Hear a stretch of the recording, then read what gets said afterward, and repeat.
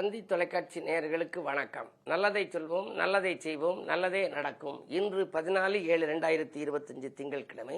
அவிட்டம் நட்சத்திரம் காலை 7:58 வரை, பிறகு சதயம். இன்றைக்கு சங்கடகர சதுர்த்தி. ஆனைமுக பெருமானை வழிபட்டால் ஆனந்தமான வாழ்க்கை அமையும். நான் இன்றைக்கு உங்களுக்கு சொல்ல இருக்கிற நல்ல கருத்து, எதை எப்படி பெறுவது அப்படிங்கிறது. தாயை நேசித்தால் அன்பை பெறலாம். தாய்ப்பாசம்ங்கிறது தான் இருக்க பாசங்களிலேயே அதிகமான பாசமா. அன்னையும் பிதாவும் முன்னறி தெய்வம் அப்படிங்கிற கண்ணதாசன் சொல்லுவார், எவளை இழந்து விட்டால் நான் மீண்டும் பெற முடியாதோ, எவள் இல்லை என்றால் நான் இந்த உலகத்தில் அவதரிக்க முடியாதோ, அவளே எனக்கு தாய் என்று சொல்லுவார். தாய்க்கு பின் தான் தாரம் என்று சொல்லுவார். தாயை ரொம்ப நேசித்தவர். வலம்புரி ஜான் அவர்கள் நீண்ட நாட்களுக்கு முன்னதாக, அவர் இப்பொழுது அமரராகிவிட்டார், நீண்ட நாட்களுக்கு முன்னதாக அவர் ஒரு முறை எங்கள் ஊர் பகுதிக்கு வந்தபோது என்னை சந்திக்க வந்தார். அப்படி சந்தித்த போது அவருடைய அந்த தமிழ் பற்றி சொல்லி கொண்டு வருகின்ற பொழுது, தாயை பற்றி நான் ரொம்ப சொல்லுவேன், தாயை நேசிப்பேன், அதனால் தான் தாய் என்றே ஒரு இதழ் நடத்துகிறேன் என்று சொல்லிவிட்டு அதற்கென்று ஒரு கதை சொன்னார். ஒரு பெண்ணை, தாய்மை அடைந்த ஒரு பெண்ணை ஓநாய் ஒன்று கடித்து விட்டது. அந்த கடித்த ஓநாயினுடைய அந்த வலிமை அதனுடைய இரத்தத்திலே பாய்ந்து 45 நாட்களிலே அந்த தாய்க்கு கடுமையான வலி வந்து அது யாரையாவது கடிக்க வேண்டிய ஒரு சூழலை உருவாக்கிவிட்டது. அந்த நேரத்திலே அந்த தாய் யாரை கடிப்பது என்று யோசித்துக் கொண்டிருக்கின்ற பொழுது, இரவு நேரத்திலே பக்கத்திலே தன்னுடைய கணவர் படுத்திருக்கிறார் ஒரு பக்கம், மற்றொரு பக்கம் தன்னுடைய குழந்தை படுத்திருக்கிறது. இரவு 12 மணிக்கு அவள் விழித்துக் கொண்டு நாய் போல குலைத்துக் கொண்டிருக்கின்றாள். யாரை கடித்தாலும் அந்த விஷம் அவர்கள் மீது பாய்ந்துவிடும். ஆனால் அவள் தாயாக இருக்கின்றாள். தன்னுடைய பிள்ளையை கடிப்பதா என்று பார்க்கின்றாள். இல்லை கணவனை கடிக்கலாம் என்று சொல்கின்றாள். பிள்ளை பாவம் என்று நினைக்கின்றாள். ஆனால் இப்படி அவள் மனப்போராட்டம், மனதிற்குள் பட்டிமன்றம் நடைபெற்றதாம். கடைசியில் முடிவாக அவள் கணவனை கடித்தாலும் பாவம், பிள்ளையை கடித்தாலும் பாவம் என்று சொல்லி அவர்களுக்கு தீங்கு விளைவிக்க கூடாது என்று தன்னைத்தானே கடித்து கொண்டாள் என்று அந்த கதையை முடித்தேன் என்று சொன்னார். அப்படி தாய்ப்பாசம், தாய் என்பது வாழ்க்கையிலே மறக்க முடியாத ஒரு நிகழ்வு. ஆகையினாலே தான் அந்த தாயை நாம் நேசித்தால் அன்பை பெறலாம். தாய் அன்புக்கு ஈடாக எந்த அன்பும் கிடையாது. தாயில் சிறந்தொரு கோயிலும் இல்லை, தந்தை சொல் மிக்க மந்திரமில்லை என்று சொன்னார்கள். அப்படி நாம் பெறுவதிலே தாயை நேசித்தால் அன்பை பெறலாம். அதே நேரம் நண்பனை நேசித்தால் நட்பை பெறலாம். உறவினர்களை நேசித்தால் மகிழ்ச்சியை பெறலாம். எதிரியை நேசித்தால் அமைதியை பெறலாம். இதுபோல இன்னும் எண்ணற்ற நேசிப்புகள் இருக்கின்றன. யாரை நேசித்தால் என்ன கிடைக்கும் என்பதை பற்றி எல்லாம் தொடர்ந்து இந்த தந்தி தொலைக்காட்சியிலே உங்களுக்கு சொல்வேன். இன்று நீங்கள் சதுர்த்தி என்பதனாலே விநாயகப் பெருமானை நேசியுங்கள், விநாயகப் பெருமானை பூசியுங்கள், உங்கள் வாழ்க்கை வளமாகும் என்று சொல்லி இன்றைய ராசி பலன்களை இப்பொழுது உங்களுக்கு வழங்கப் போகின்றேன்.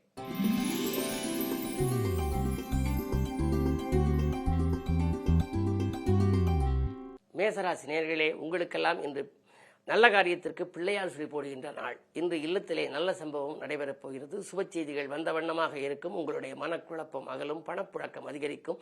உடன்பிறப்புகள் உங்களுக்கு உதவியாக இருப்பார்கள். வாங்கிய கடனில் பாதியை கொடுத்து மகிழ்வீர்கள். இன்று நல்ல நாள்.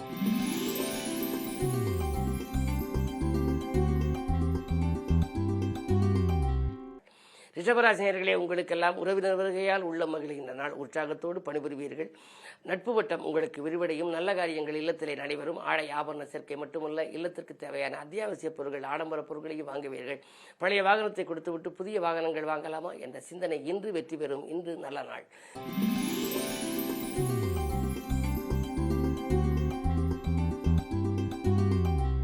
மிதுனராசி நேயர்களே, உங்களுக்கு சூரியனும் வியாழனும் உங்கள் ராசியில் சஞ்சரிக்கிறார். 10க்கு அதிபதியும் 7க்கு அதிபதியுமானவர் வியாழன்.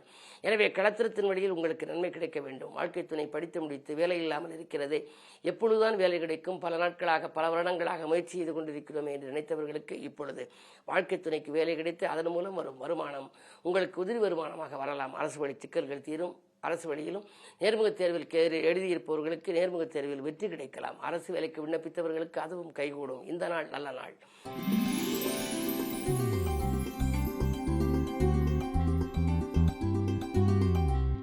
கடகராசினியர்களே, உங்களுக்கு சந்திராஷ்டமம். எதை செய்தாலும் யோசித்து செய்ய வேண்டும், சிந்தித்து செய்ய வேண்டும். சந்தித்த நண்பர்களால் சங்கடங்கள் வந்து சேரும். எதை நீங்கள் செய்ய நினைத்தீர்களோ அதை உடனடியாக உங்களுக்கு செய்ய இயலாது. எடுத்த முயற்சியிலே தோல்விதான் கிடைக்கும். மனக்கவலைகள் அதிகரிக்கலாம்.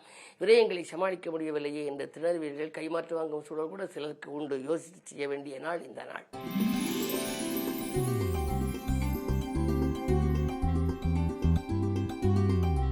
சிம்மராசினியர்களே, உங்களுக்கு கண்டகச்சனையின் ஆதிக்கம் ஒருபுறம், ராசிகள் செவ்வாய் கேது. எனவே மனக்குழப்பங்கள் உங்களுக்கும் அதிகரிக்கும். தொழில் வளர்ச்சியில் தளர்ச்சி ஏற்படலாம். நினைத்தது ஒன்று நடந்தது ஒன்றுமாக இருக்கும். பயணங்கள் பலன் தருவதாக அமையாமல் போகலாம். யாரையும் நம்பி எதுவும் செய்ய இயலவில்லையே என்று நினைப்பீர்கள். உத்தியோகத்தில் கூட உங்கள் பொறுப்புகளை யாரிடமும் ஒப்படைக்க வேண்டாம். அப்படி ஒப்படைத்தால் அது நடைபெறாமல் போய் உங்களுக்கு சிக்கல்கள் வரலாம். மேலதிகாரிகள் உங்களுக்கு வேலைப்பளுவை கூடுதலாக சுமத்துவார்கள். நல்ல விதமாக நீங்கள் நடந்து கொள்ள வேண்டும்.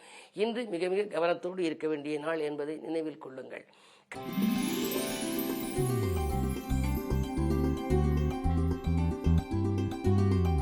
கன்னிராசினியர்களே, உங்களுக்கு எண்ணங்கள் எல்லாம் எளிதில் நிறைவேறுகின்ற நாள். இல்லத்தில் உள்ளவர்கள் நல்ல தகவலை உங்களுக்கு கொடுப்பார்கள். நேற்றைய பிரச்சனை இன்று நல்ல முடிவுக்கு வரும். புதிய ஒப்பந்தங்களில் கையெழுத்திட்டு மகிழ்வீர்கள். செல்வாக்கு மிக்கவர்கள் உங்களுக்கு பக்கபலமாக இருப்பார்கள். செயல்பாடுகளில் வெற்றி கிடைக்கும். ஆறிலே ராக இருப்பதனாலே உங்களுக்கு கணிசமான தொகை கைகளில் புரளும். இந்த நாள் நல்ல நாள்.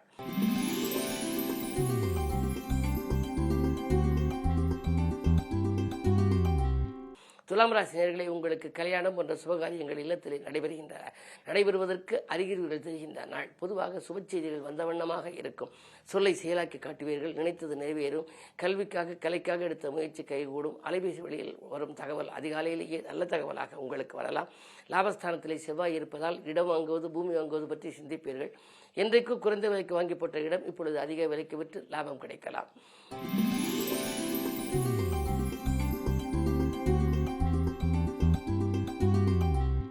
விருச்சிக ராசினியர்களை 10லே செவ்வாய் இருப்பதால் புதிய தொழில் தொடங்கும் திட்டங்களை நிறைவேற்றிக் கொள்வீர்கள். ஒப்பந்தங்கள் அடுக்கடுக்காக வந்து அலைமோதும். நல்ல தகவல் இல்லம் தேடி வரலாம். பணவரவு திருப்திகரமாகவே இருக்கின்றது. பதவி உயர்வு பற்றிய சிந்தனை உங்களுக்கு கடந்த காலத்தில் அதிகரித்துக் கொண்டே வந்திருக்கும். பொதுநலத்தில் இருப்பவர்களுக்கு புதிய பொறுப்புகள் உண்டு. உத்தியோகத்தில் இருப்பவர்களுக்கு கூட தலைமை பதவிகள் வரலாம். அயல்நாடு சென்று பணிபுரிய வேண்டும். நல்ல நிறுவனங்களிலிருந்து அழைப்புகள் வருமா என்று சிந்தித்தவர்களுக்கு இப்பொழுது அழைப்புகள் வரலாம். சொத்துக்கள் வாங்கும் யோகமும் சொந்தங்களின் வாழ்த்துகளும் கிடைக்கும். இந்த நாள் நல்ல நாள்.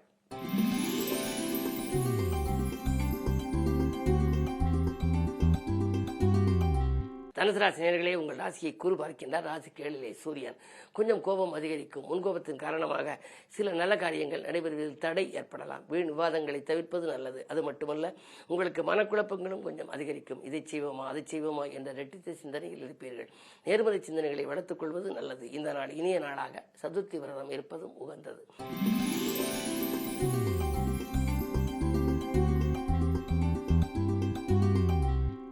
மகர ராசினியர்களே, அஷ்டமத்திலே கேது. எனவே அலைச்சல் அதிகரிக்கும். ஆதாயம் குறைவாக இருக்கும். எதையும் நீங்கள் திட்டமிட்டு செய்ய இயலாது. பொறுப்புணர்ச்சியோடும் பிள்ளைகள் நடந்து கொள்வார்களா என்பது சந்தேகம்தான். இன்றைக்கு நீங்கள் விரதமிருந்து சங்கடகர சதுர்த்தி என்பதனாலே ஆனைமுக பெருமானை வழிபடுவது நல்லது.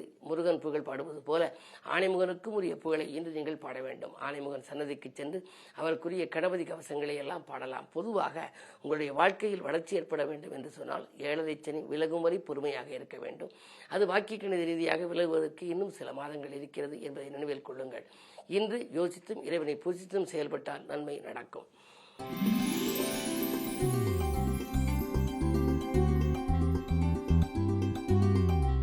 கும்பராசினியர்களே, உங்களுக்கெல்லாம் இன்றைக்கு ராசிகளிலேயே சந்திரன் 6க்கு அதிபதி இருப்பதனாலே உத்தியோகம் தொழிலே நல்ல மாற்றங்கள் வரலாம். நீங்கள் எதை எதிர்பார்த்து காத்திருந்தீர்களோ அது நடைபெறும். சுபகாரிய பேச்சுக்கள் கைகூடும்.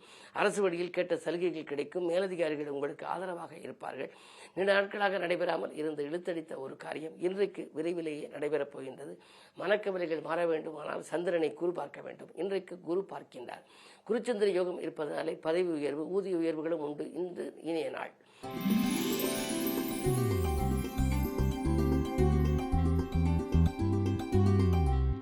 மீனராசினியர்களே, உங்களுக்கெல்லாம் அலைச்சலுக்கேற்ற ஆதாயம் கிடைக்கின்ற நாள். இந்த ஆரோக்கிய தொல்லைகள் படிப்படியாக அகலும். விரைச்சனியாக இருந்தாலும் சனி கொஞ்சம் வலிமை இழந்திருப்பதால் வாங்கல் கொடுக்கல்கள் கொஞ்சம் சீராகவும் சிறப்பாகவும் இருக்கும். புதிய முயற்சிகள் வெற்றி கிடைக்கும். பழைய தொழிலை விட்டுவிட்டு புதிய தொழில் தொடங்கலாமா என்று சிந்திப்பீர்கள். உத்தியோகத்தை பொறுத்தவரை உங்களுடைய சக பணியாளர்களின் ஆதரவு உண்டு. உங்களுக்கு இடையூறு செய்த மேலதிகாரிகள் மாற்றப்படலாம். எனவே உங்களுக்கு இனி கவலை இல்லை. உங்களை பொறுத்தவரை இன்று யோகமான நாள். பொருளாதாரம் திருப்திகரமாக இருக்கும் நாள். மேலும் விவரங்கள் அறிய தினத்தந்தி படியுங்கள்.